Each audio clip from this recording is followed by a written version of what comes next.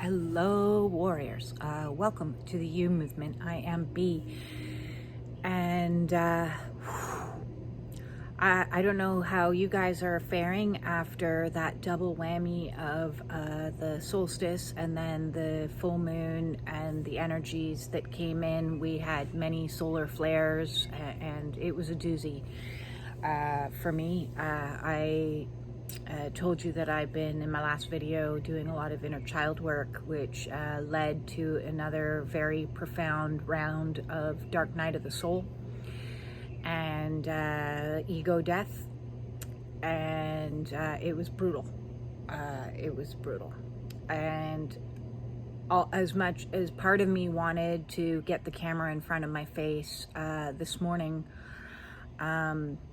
I couldn't. So as much as I try to do things in the present moment, in real time, to keep you as real as it can be, because, you know, a lot of videos that are available out on the YouTube world, and trust me, I've scoured it, and I'm constantly scouring for information on Dark Night of the Soul and ego death and awakenings and all kinds, so that one, I feel a sense of greater comfort while I'm going through it myself, because when you're in the depths of it, there's so much confusion and what is happening to me, and it feels like you're dying, because a piece of you is dying, your ego is disintegrating.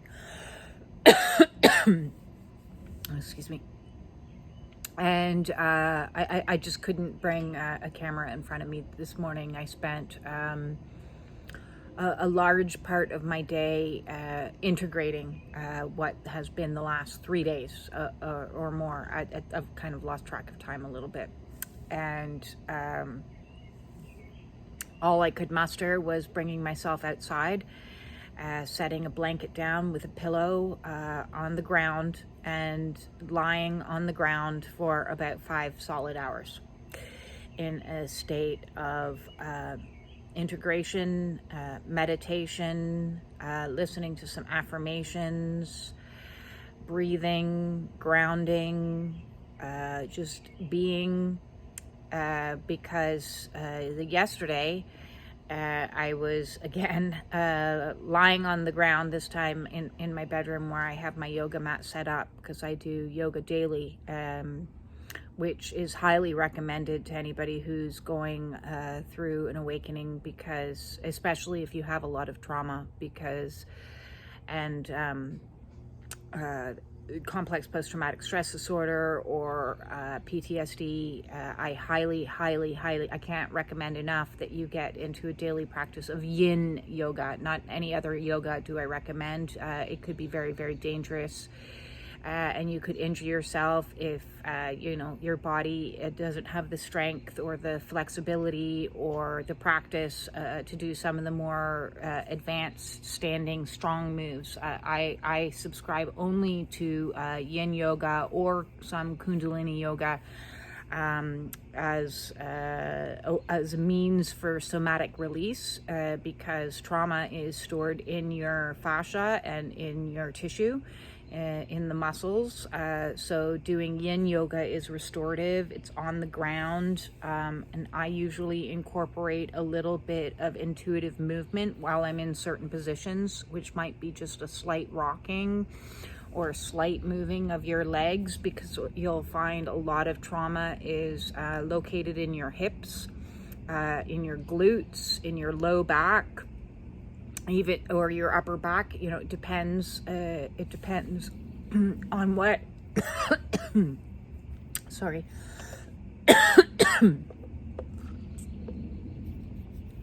Giving myself some heavy duty nutrition there, which is also a tool that I use for reintegration. Is I make myself a whammy nutritional smoothie. You can see it's green and it looks a little bit odd, but in it I have fruit, greens powder, protein powder, flax.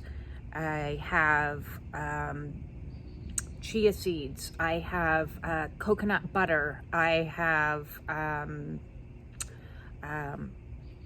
sea moss as well in it, yogurt.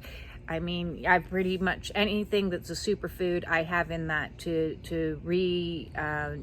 give the body back a whole bunch of nutrition after being in dark night of the soul, because it takes a lot out of you. And simple things like eating, showering, sleeping are problematic. You know, I was having nightmares through the nights. My sleep schedule went all over the place. So today has really been about being in that void energy after dark night of the soul, when it's restorative, it's restful, it's repairing, it's taking it easy, it's all the feminine energy, because you're doing so much healing through dark night of the soul, with the releasing, the purging, the letting go, the praying, the yoga, the breathing, the chanting, the anything and all of the above tools that you can use to help transmute the stuff that is surfacing. So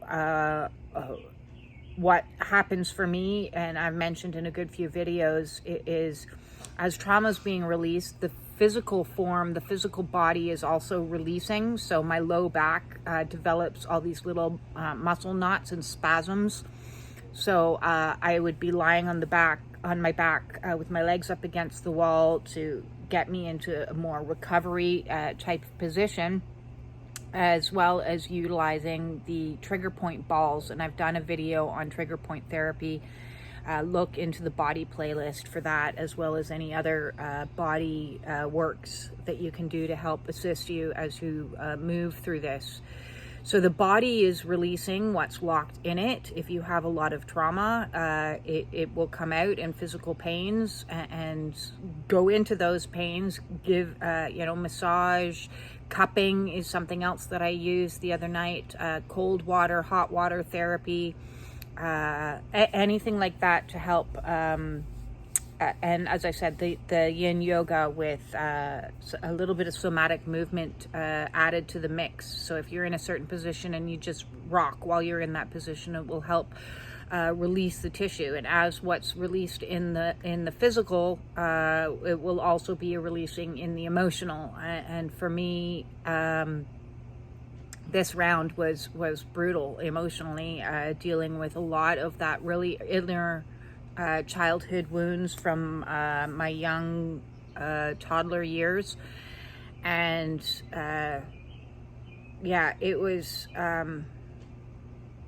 it's scary. It is scary. It is overwhelming. It is anxiety ridden. It is fearful. You have to realize, I'm 51, so that's 48, 49 years of repressing this stuff inside. So when we start to release repressed traumas, repressed wounds, repressed memories as well, it can be very overwhelming to the system. It can be overwhelming to, as is, an awakening. It really puts a lot of pressure on your whole everything, but specifically your nervous system, and your heart, your fascia, all of these types of things. Christina Lopes did a great video on the 6 main body parts that are affected with spiritual awakenings. I've added that to the playlist body, so please go check out that if you're interested in finding out more about the body influences, as well as I have a playlist called Emotions to help you process through the feelings that will arise through your awakening. And that's the full gamut. You're going to experience, and you have to experience, that's how they get released. Emotions are energy in motion, and if we don't allow movement, if we don't allow the motion, and we try to hold it all in, and we try to stay still, and we try to not cry, we're just repressing it. And so if you have a lot of trauma, you have to release it. And so finding a safe place for you to do that, that you can set up your bedroom so that you feel safe and comfortable in it, with some nice music, soothing music playing, aromatherapy going, a nice yoga mat on the ground, any of these types of tools are going to help you. If you need greater assistance, having a safe person that you can call that's able to hold space for you and understands what holding space for you while you cry and experience your emotions is. That's something that can be cultivated with anyone, is explaining to them what it is you need in that moment. I'm going to be processing emotions for the next hour. I'd love for you to be able to hold space for me. You say to your partner, please don't say anything to me. Maybe that's what you want. Or please say comforting things to me, or please validate me, or please talk to me like I'm 5 because I'm processing some wounds when I was 5. So, don't say complicated things to me. Explain to them what you need in that moment. But oftentimes, I think most people who are on this spiritual awakening path will find that they're on their own. They're isolated. They're dealing with loneliness. They're dealing with overwhelm. And that's on purpose, purposefully designed by Spirit, so that we can spiritually mature. And we spiritually mature by bringing all those lost aspects of self back into wholeness. So all those little wounds, we're collecting them, we're unbreaking. Is the way that I look at awakening now, is an unbreaking process of, you smash a glass on the floor and then you collect all the pieces and you glue them all back together. And that's what we're doing. Maybe with some nice Japanese finishing of using some gold in there to hold it together. I love Japanese art in that regards. They'll take a bowl that's been broken and they put it back together with gold. And so we will be whole again. We won't be pristine, and that's not what we were designed to be here for. We're each designed to have our own experiences, our own wounds, so that we can assist others with those same things. So those people that are already in the awakening process or going through awakening understand that you're the chosen one in your family. You're the one that's breaking the rules and the confines of conformity and stepping out and doing something radical, which is healing, and saying, I'm not going to let these cycles continue. I'm not going to let these shadows go unfaced. I'm not going to let all these problems continue, and instead I'm going to address each one. I'm going to do the healing work. I'm going to shake things up, and that will cause potentially a state of isolation for a period of time as you're doing the deep inner work. And so today is a day of integration, as I said, where we take everything that we have learned we've brought the unconscious into the conscious, and in so doing, we can begin to heal. We can begin to transmute, alchemize, shift, not only our thought processes, but our behaviors and our way of being in this world. We can shift into something altogether new, a higher vibrational frequency, an upgrade, however you want to describe it.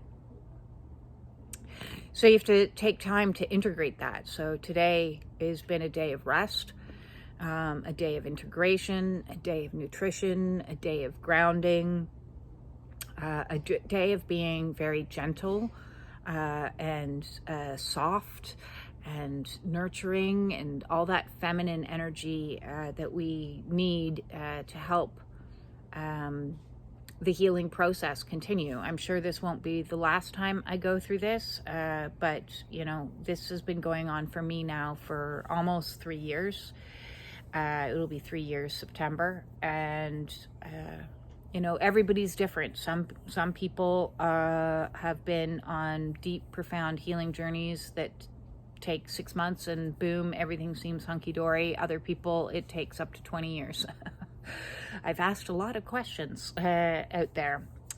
So if you are struggling in dealing with some of the stuff that's surfacing in your own life, whether that be shadow work, inner child work, dark night of the soul, ego death, dealing with a lot of trauma at the same time as going through an awakening, whatever kind of awakening you're experiencing, just regular spiritual awakening that's been triggered by some sort of event in your life, or a twin flame kind of situationship, or a near-death experience. It can also be a trigger. If any of those things, and you're struggling and you need some help along the way, please feel free to reach out, and let's book a one-on-one Zoom call if that's something that you want. The way to do that is in the description below, and I can certainly speak from my own personal experience of knowing what works and what doesn't work, and help assist you in facing some of the challenges that you face in some of the darker days on an awakening. And thank you again for all the likes, the shares, the subscriptions. I checked today and I'm at 999 subscribers. Woohoo! One away from 1,000. That's been an elusive goal for a certain amount of time. So that's kind of cool. I'm digging the 999 number that it seems to be stuck on for the last couple of days. That's like a thumbs up from the universe as far as I'm concerned. And I'm just waiting it out, because the void will let things open when spirit is good and ready. So for me, I've learned a lot more about myself, and some of the reasons why I am the way that I am, and some of my own shadow that has surfaced in this process, all to do with safety, trust, control, some of those issues. So I'm happy to be out the other end of it now, and I'm excited and curious to see what comes next. With that said, all of my love to all of you, and peace out.